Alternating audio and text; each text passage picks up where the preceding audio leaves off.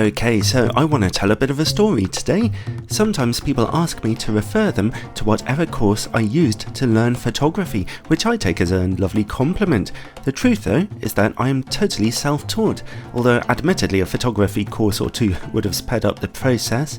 Years ago, back when I was 10 years old, my father dug out my granddad's old SLR film camera so that he could teach me enough to get me a Cub Scout badge in photography.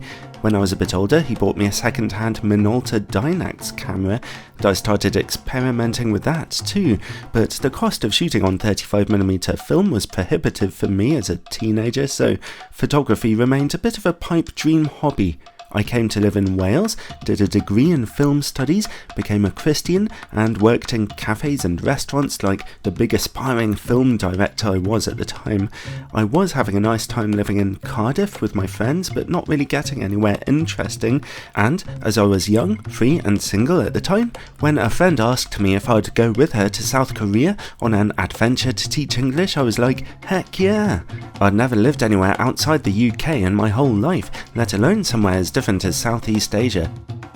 While it was exciting, I was hit in the face by culture shock the moment my plane landed, especially as I couldn't read or speak Korean at first. So many things immediately struck me on getting to Korea: the cloud-covered mountains, seemingly everywhere, interspersed with rice paddies and high-rise apartment buildings where almost everyone seemed to live. The humidity in the summer was like nothing I'd experienced before in the UK, weighing down heavily upon you. The way they'd dress up the little dogs that almost everyone seemed to have.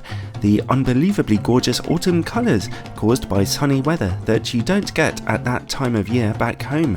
The food was incredible, of course, with communal cooking and dining at almost every restaurant.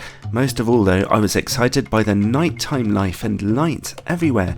Shops stay open until 10 or 11 at night in Korea, so everyone can go shopping after work or sing karaoke at noraebangs or catch a movie together at a DVD bang. As someone who struggles in the morning but wakes up more in the evening, that was great for me. Little did I know that all this brand new stuff and exciting beauty would contribute to making this one of the most amazing countries on earth for me to learn photography. And there's always something about living somewhere totally new which makes everything deeply fascinating.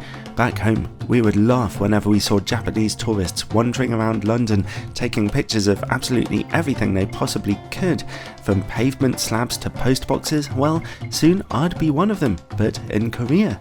I soon settled down and started enjoying teaching English, although I had absolutely no past experience of doing so. I'd have a lot of fun with my students, including making up reading comprehension stories where a character named Chris would play tricks on his friend Jim Bob, which always left Jim Bob needing some kind of hospital treatment, sometimes psychiatric. I had new friends from countries around the world, and for the first time in years, a rewarding job and flexible income. Then, one day, on a trip out and about, a co-teacher was showing off her Canon digital SLR camera.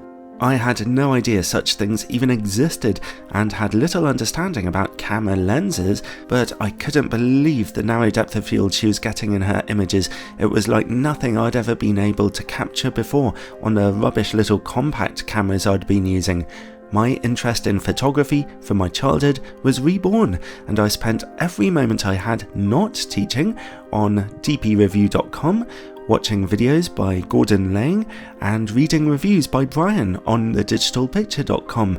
I almost immediately became hooked, absolutely fascinated with how camera lenses worked, particularly which apertures would work to get the best possible image quality out of them.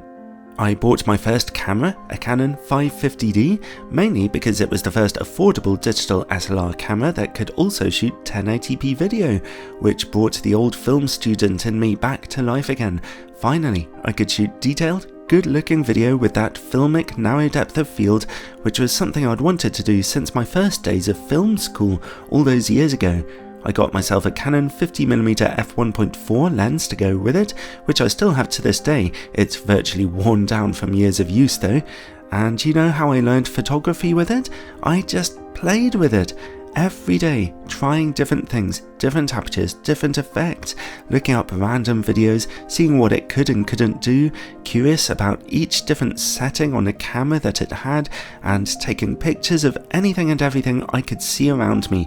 The key for me is that I just enjoyed playing with that camera and fooling around with that lens.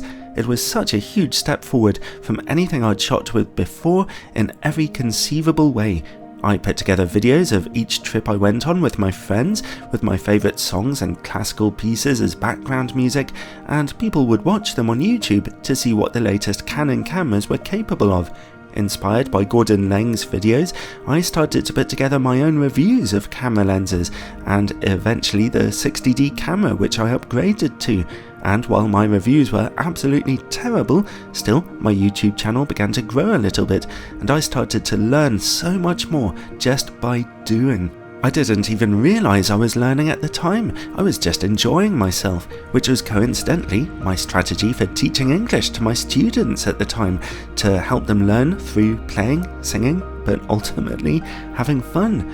With that first digital SLR camera and 50mm lens, I made videos for friends and family by running all that lovely footage through Windows Movie Maker, and I'll put links in the description below to a few of those videos if you're interested.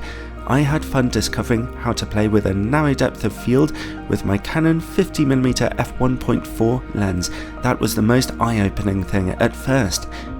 Then, my pastor helped me to get hold of a copy of the lovely Canon 10-22mm lens, and I was delighted to discover the world of ultra-wide-angle photography, which is particularly amazing in South Korea, where powerful landscapes and tall buildings stretch across almost every inch of the country. After that, I got hold of a cheap and cheerful tripod and discovered the fun of nighttime photography.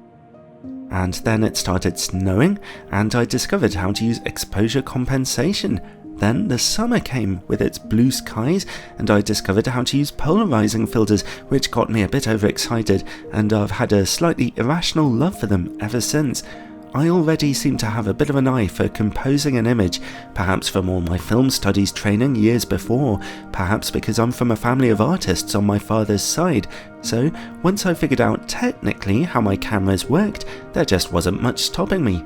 So that's it really, that's how I learned photography in South Korea, by going to an amazing new country with incredible sights to see everywhere, picking up a cheap digital SLR camera but with an interesting lens, and just playing and playing and playing, trying new things and taking it places with my new friends, who mostly seem to appreciate having nice pictures taken of them as mementos.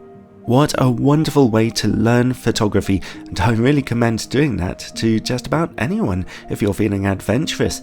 I'll make another couple of videos soon with a little landscape photography tour of some of the most beautiful places in South Korea. It really is an absolutely stunning country with some of the most beautiful people in the world, and I can't wait to take my wife and daughter there someday. This is one of the monthly videos for my supporters over on Patreon, but I share every 10th video I make over there with all my YouTube subscribers to encourage you to check out my Patreon page. Take a look at it down in the description below. Ciao for now, everyone.